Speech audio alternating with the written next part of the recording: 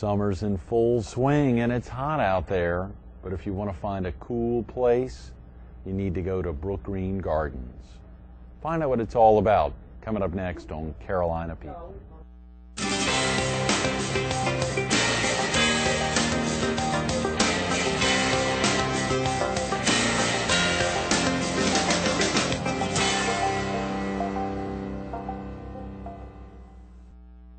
Hi everybody, my name is Bob Grabowski. I'm the owner of Myrtle Beach Lighting, and today I am proud to host Carolina People, sponsored by the Myrtle Beach Herald, in our showroom on 4897 Highway 17 South Bypass. Myrtle Beach Lighting is the biggest lighting showroom in the Myrtle Beach area and the Grand Strand area. We have a lot of different fixtures and a big variety to choose from if you can come down and see us. But as for today, we're proud to host Carolina People. Thank you. Good morning. Welcome to Carolina People. This morning we're at Myrtle Beach Lighting, the lighting store of the year at 4897 Highway 17 Bypass South in Myrtle Beach. We're focused on cool summer evenings in Brookgreen Gardens, and we're visiting with its manager of major gifts, Bob Maconnell. Good morning, Bob. Good to see you. Thanks so much for coming in early on a Monday morning, and Myrtle Beach Lighting nice enough to let us in a little before they open up.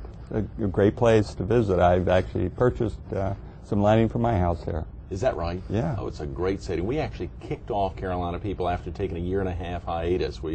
The show kicked off in 2002, ran to late 05, then came back on in January of 97, and our first week on the air was back here at Myrtle Beach Lighting. Bob Grabowski's been a longtime friend of the Herald, and his family and his great team here really made it happen. Lighting Store of the Year after year, is voted on by Herald readers. Yeah, that's great.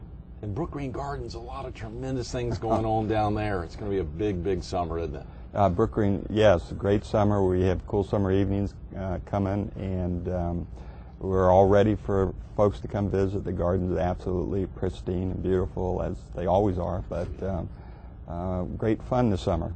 Absolutely, Bob. Real quick about yourself. Are you originally from the area? No, I grew up in Miami. I've been in all across the country, and worked in the United Way system for 20 years, worked for the Scouts for 14 years, and worked for American Heart Association here when we moved here 4 years ago, and moved to Brookgreen last November.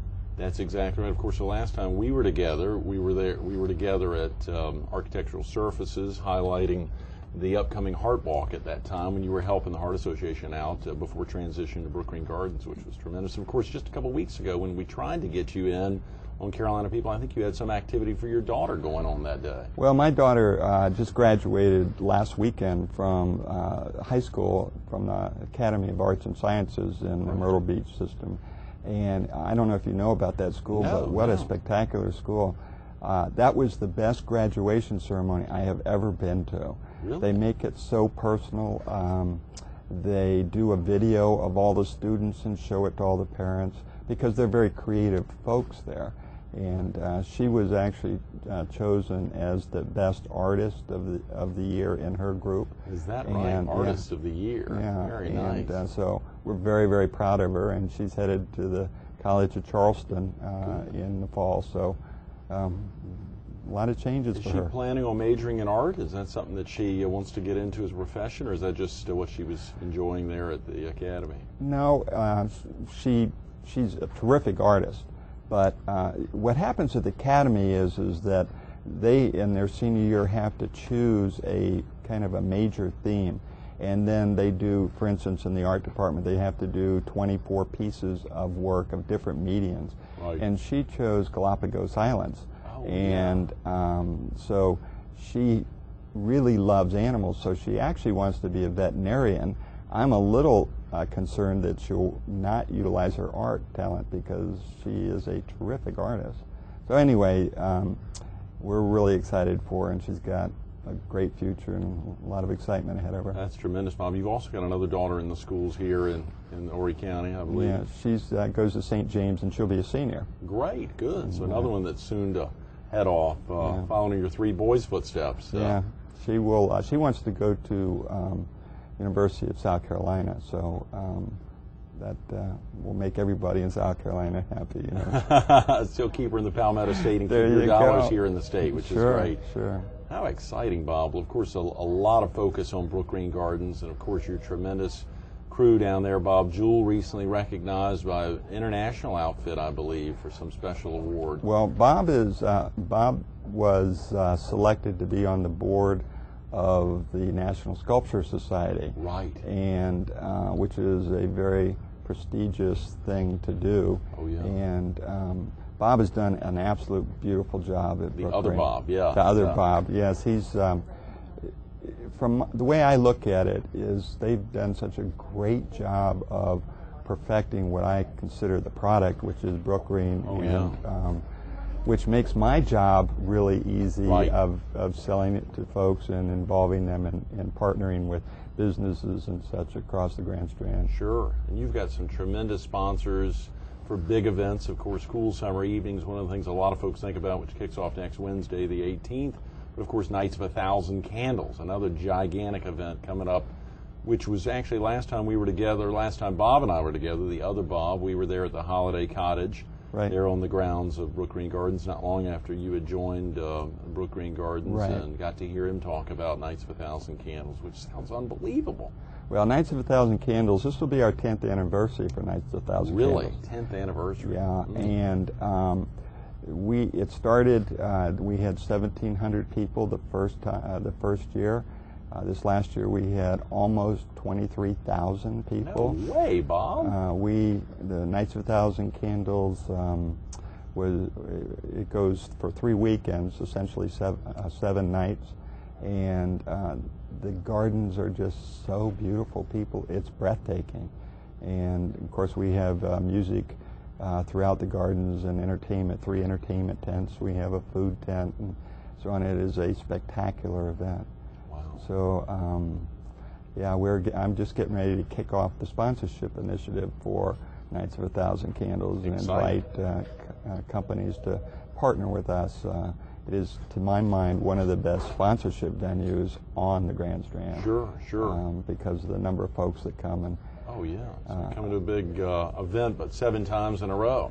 Yeah, and I have, I've worked for a long time in the nonprofit world, and I have not ever worked an event where everybody leaves smiling, because it's just so spectacular. So anyway, if a viewer was interested or worked with a business that could potentially be a partner with Nights of 1,000 Candles this year, what's the best number to call you, or could they just give me a call at Brookgreen? My telephone number is 235-6047. Okay. 235-6047, and I'll come out and work with you about it. I have proposals that share all the different opportunities for sponsorship. Benefits for the sponsors. Right. That's tremendous. The 235-6000 number is a great number to call if someone wants to get general information. That's correct. About Brookgreen Gardens, and you all have a great website as well. Yeah, and that's www.brookgreen.org. Very easy to remember. Yeah. And if they call the 6000 number, all they have to do is ask for me, and they will transfer them right to me as well. Sure. So that's tremendous, Bob. Well, let's get into Cool Summer Evenings a little bit, since they kick off. Am I correct? Next Wednesday, June 18th? That's correct. Getting close. Cool Summer Evenings will run for 9 weeks. Right. And essentially what we do is we keep the gardens open till 9. And our restaurant stays open as well, so people can come out for dinner. Right. But on Wednesday nights, we have a special theater presentation on each Wednesday night. Right. And we have actors that come out, and the first part of the season will be a 1-act theater presentation, and then there's 2 short plays that they do the latter part of the season. Right.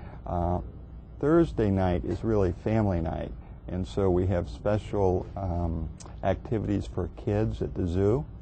And so parents bring their kids out, and they get to interact with the animals at the zoo. And I guess we've got an otter exhibit that's about ready to open as well. I did not know that. An otter exhibit at Brookgreen Gardens in your zoo out there? We have had an otter exhibit, but we put and built a new otter exhibit. So it has a big plexiglass windows. You'll be able to see the otters swimming under the water, and really? It's going to be very exciting. And people love otters, and so it's a great activity. And we'll keep the other otter exhibit, and we'll have otters in both, but it'll be really exciting. I guess we're getting ready to do a major expansion of our zoo.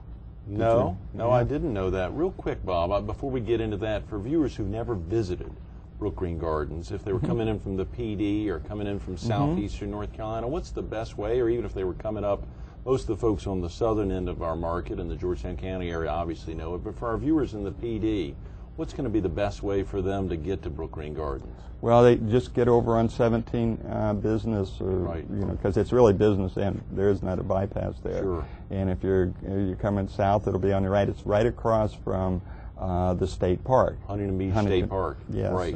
And Brookgreen Gardens will be on your right. If you're coming from the south, it'll be on your left. Good. And you can't miss it because there's a sculpture of the Fighting Stallions out Yes. front, a big silver sculpture that's quite beautiful. Absolutely. So whether coming from southeastern North Carolina or from the PD, just travel 501 on down, get on the 17 bypass heading south, and it's right down a little past the quaint fishing village of Murrells Inlet. I guess That's it correct, borders yeah. between Murrells Inlet and Bawley's Island. Right.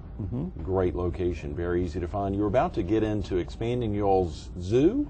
Yeah, well, we have this week been undergoing our accreditation process, because our zoo is the only accredited zoo on the coast of either North or South Carolina. Oh, come on. That's true. Boy, Bob, that's another amazing thing I didn't know about Brookgreen Gardens. The zoo at Brookgreen Gardens is the only accredited zoo in the Carolinas on the coast. That's In correct. a coastal county. That's correct. Wow. And so we have been accredited for 5 years, and we have just finished the process for a renewal. And that's very exciting. And we are working on an expansion of the zoo. Right. Our zoo is unique in that we can only display animals that are indigenous, native to the South Carolina lowlands. And so all the animals, we don't have any exotic lions and tigers there, but we're going to expand and create a black bear exhibit. A black bear exhibit? Right. Red wolf exhibit. Wow.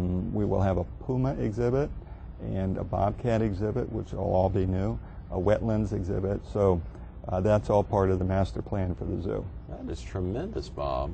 Very exciting. How does Brookgreen Gardens operate? Is it funded by the state? Is it funded by private donations? Is it funded by area businesses that make it happen? Do they have a big foundation? We do not receive state funding. Okay, good. Even for the zoo. There is a foundation that was set up by the Huntingtons back in the 30s when they opened Brookgreen. Right. And what happens is some of our money comes from that. Right. We own the Huntington Beach State Park. Brookgreen is comprised of 9,200 acres. Is that right? 9,200 acres. Right. I didn't know that. Made up of 4 old rice plantations when Right. the Huntingtons purchased it. And so we lease the property where the state park is on to the state, so we receive some income from that. Good. We receive income from folks who are members of Brookgreen Gardens. Right.